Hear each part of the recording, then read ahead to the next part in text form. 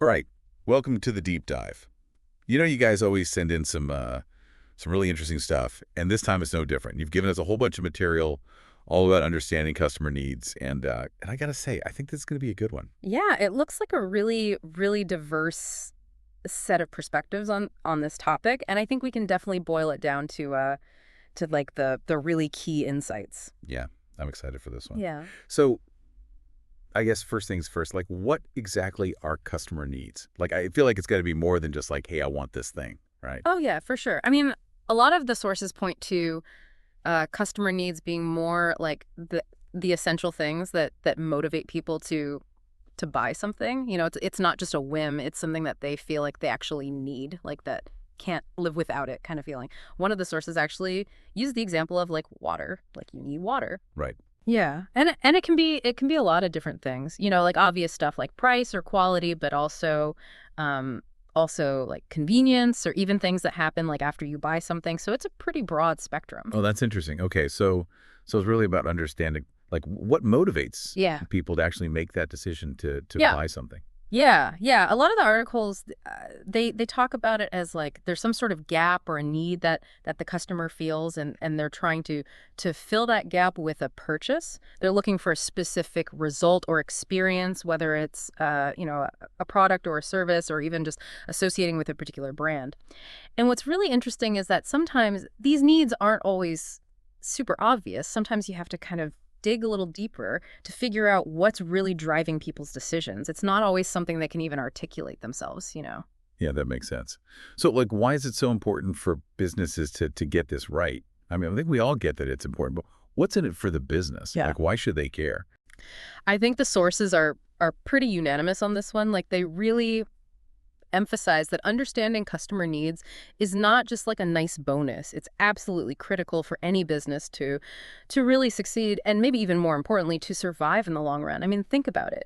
When a company really understands what their customers need and can actually deliver on those needs, they're in a much stronger position to win new customers and, equally important to keep the ones they already have. Right. And this whole idea of being customer focused, or some people call it market driven, that brings some really tangible benefits like increased sales, way higher customer satisfaction, things like that. Okay. So basically, if you give people what they actually need, they're more likely to buy it and they're going to be happier with their purchase. Mhm. Make sense? Exactly, exactly. And there's this other really important point that comes up in a lot of the sources. They talk about how by understanding these needs, companies can avoid making really expensive mistakes when they're developing new products or services. So they're making sure that they're putting their resources and their time into creating things that people actually want and need. And this like sets off this whole chain reaction of positive outcomes, right? It means more revenue for the business, more customers coming back again and again, which is like the definition of loyalty. And, those happy customers, they're the ones who are going to tell their friends, spread the word, basically free marketing for the company. Right. Word of mouth is super powerful. Oh, absolutely. It's like the best advertising you can get. And all of this together, it gives the business a real edge over their competitors. Plus, it helps them adapt better to changes in the market and be more strategic about tailoring their products and their marketing to exactly the right people. Yeah, actually, one of the sources had a really interesting table that kind of laid out all these benefits in a super clear way.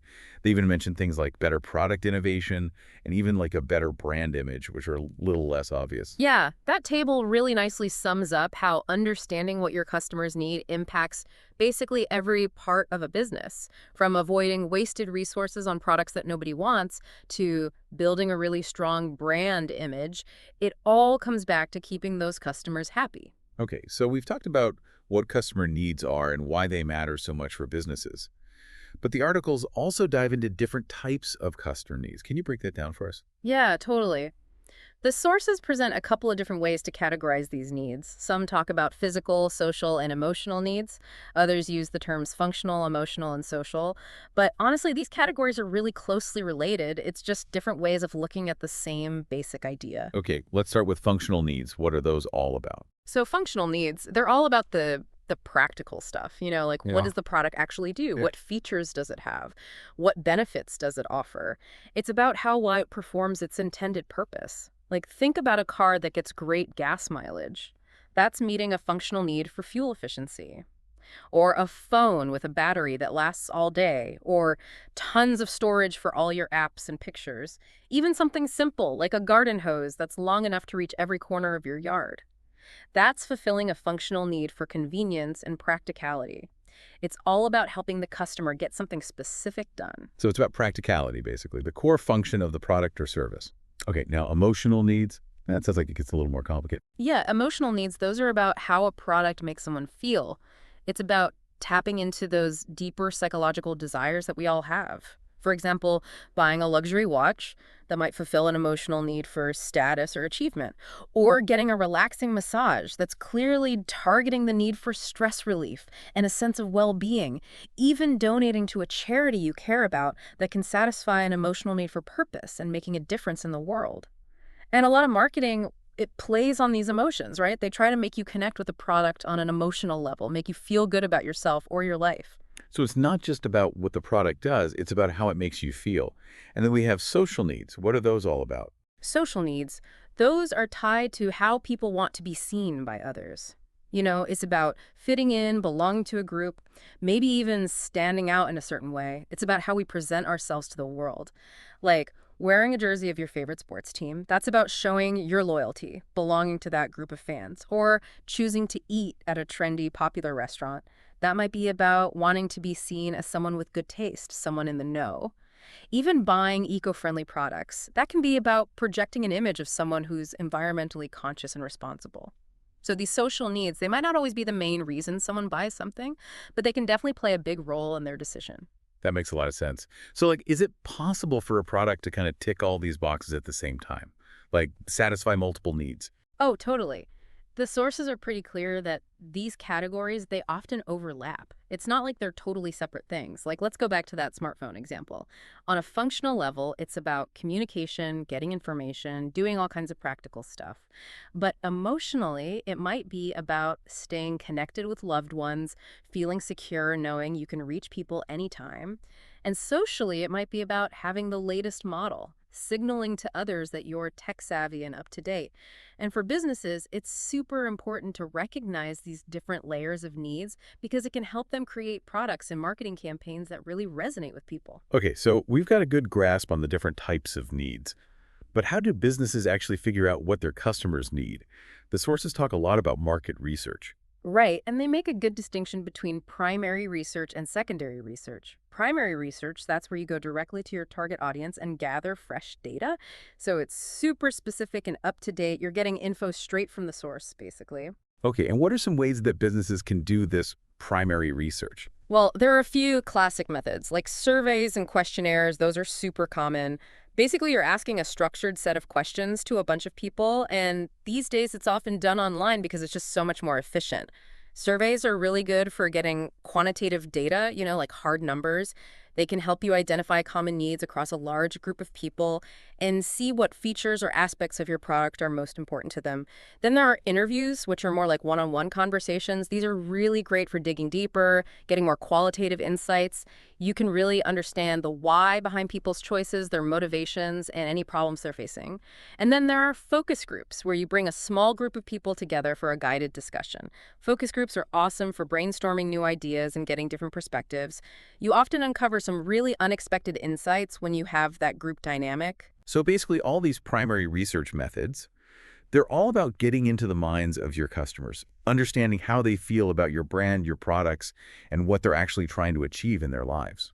Exactly. You want to go beyond those surface level answers, right? Yeah. You want to figure out their underlying motivations, the real reasons behind their decisions. It's about uncovering those deep-seated needs and desires that are driving their behavior. Okay, so that's primary research. What about secondary research? That's more about looking at existing information, right? Exactly. Secondary research, that's where you're tapping into data that's already out there. It's a really cost-effective way to get a broader understanding of the market and customer behavior without having to go out and collect all that new data yourself. Okay, so what kinds of sources are we talking about here? Well, for any business, their own sales data is a goldmine. Analyzing what's selling well and what's not, that can tell you a lot about which customer needs you're currently meeting and where you might be missing the mark. Then you've got all those external sources like industry reports, research publications, government statistics, those kinds of things. These can give you a much bigger picture view of market trends, demographic shifts, and emerging customer needs. And competitive analysis is super important too. Looking at what your competitors are doing, what needs they're addressing, that can reveal potential gaps in the market that you could capitalize on. Right. Learn from what others are already doing or not doing. So it's kind of like gathering intel on the whole market landscape. Exactly, exactly. And then you've got all the digital tools and resources, like keyword research, which is basically analyzing what people are searching for online. That can give you a direct line into what information, products, or services they're actively looking for. Social media listening is another great one. By monitoring online conversations, you can get real-time feedback about your brand, your industry, and spot emerging trends or unmet needs. And don't forget about your own customer service teams. They're on the front lines talking to customers every day, so they've got a ton of valuable insights about customer questions, complaints, and requests. So it sounds like it's all about piecing together information from a bunch of different sources, both inside and outside the company. Exactly. Both primary and secondary research have their strengths, and often the best approach is to combine them strategically. You get the specific, detailed insights from your primary research, and then you layer on that broader market understanding from your secondary research. I think that makes a lot of sense. Now, the sources you looked at had some really cool examples of companies that nailed this whole understanding customer needs thing. Can you share some of those? Yeah, definitely. One that stood out was Severn Trent, the UK water company. They're a great example of meeting a fundamental need, like a basic human need. They provide clean, reliable water, which is something people literally cannot live without, and they do a really good job of making sure that need is met consistently and safely. Then there's Nike, which is all about individuality and self-expression. They offer a huge range of products and customization options so people can really find what fits their unique style and needs. Cool. And what about in the tech world? Any standouts there? Oh yeah, tons. Spotify and Apple Music, they really understood the changing needs of music listeners. They addressed all those frustrations people had with traditional music ownership, like having to buy whole albums just to get one song you liked. They made it super easy to search for music, create custom playlists, and avoid those annoying different versions of the same song. And then, of course, there's Amazon, which is like the poster child for focusing on convenience, choice, and price. They've built their entire empire around meeting those core customer needs. And Netflix, they tapped into that need for affordable, on-demand entertainment. They give people access to a massive library of movies and shows whenever they want for a pretty low price. So all these companies, they really demonstrate how understanding and consistently focusing on customer needs can lead to huge success. Yeah, it's really cool to see how those companies found different ways to kind of crack the code on customer needs and build these really successful businesses. Now, even with all this focus on customers, the articles mentioned that there are still some pretty big challenges that businesses face. What are some of those common roadblocks? One big one is that sometimes there's actually disagreement within a company about what customer needs are. Different departments might have different ideas based on their own roles and interactions with customers, and that can lead to a really disjointed approach, which isn't good. Right, so everyone needs to be on the same page. Exactly. And another tricky thing is that sometimes customers themselves can't really put their finger on what they need.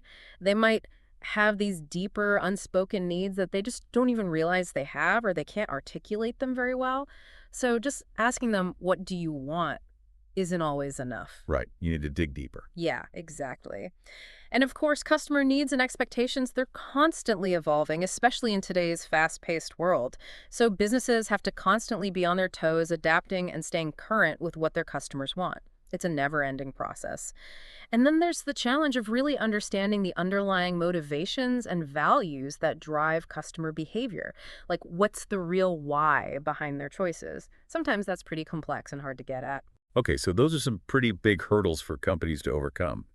Did the sources offer any solutions or strategies for dealing with these challenges? They did, and some of them are pretty insightful. For example, to deal with internal disagreements about customer needs, companies need to establish a shared understanding across all departments. Maybe using a framework like jobs to be done, which helps everyone focus on the fundamental problem the customer is trying to solve. When it comes to uncovering those unspoken customer needs, companies have to get more creative with their research methods. Things like observational studies or ethnographic research, where you actually immerse yourself in the customer's world and observe their behavior, can be really powerful. So it's not just about asking questions. It's about observing and really understanding the context of their lives. Exactly. And to stay ahead of those evolving needs, companies need to commit to ongoing market research and be willing to adapt quickly. They can't just rely on old data. To really understand those deep-seated motivations and values, using qualitative research techniques like means end analysis or conducting in-depth interviews can be really helpful. Okay, that's a lot of good advice for businesses. Now, one of the sources also had this really handy FAQ section that cleared up some common points of confusion about customer needs, like, for example, the difference between a need and a want. Yeah, that's a really important distinction. A need is like a basic requirement, something you feel you can't live without, like transportation. A want, on the other hand, is a specific preference for how you fulfill that need.